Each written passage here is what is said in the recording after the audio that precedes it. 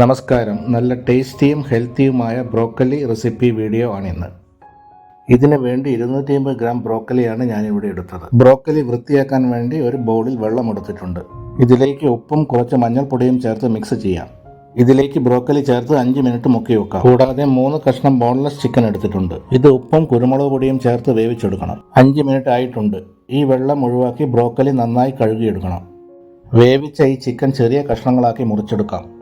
ഒരു പാനിൽ 1.5 table spoon എണ്ണ ഒഴിക്കുക. ഇതിലേക്ക് 5 അല്ലി വെളുത്തുള്ളി നുറുക്കിയതും ചേർക്കാം. ഇതിലേക്ക് ഒരു മീഡിയം സൈസ് സവാള നുറുക്കിയത് ചേർത്ത് കൊടുക്കാം. 1 മിനിറ്റ് വഴറ്റാം.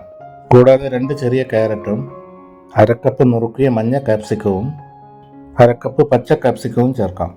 നമ്മുടെ ബ്രോക്കലി ചേർത്ത് കൊടുക്കാം. ഇതടച്ച് വെച്ച് ചെറുതീയിൽ 5 മിനിറ്റ് വേവിച്ച് അവസാനം ചിക്കനും 1/2 ടീസ്പൂൺ കുരുമുളക് പൊടിയും 1/2 ടീസ്പൂൺ ചില്ലി ഫ്ലേക്സും ആവശ്യത്തിന് ഉപ്പും ചേർത്ത് നന്നായി മിക്സ് ചെയ്യുക.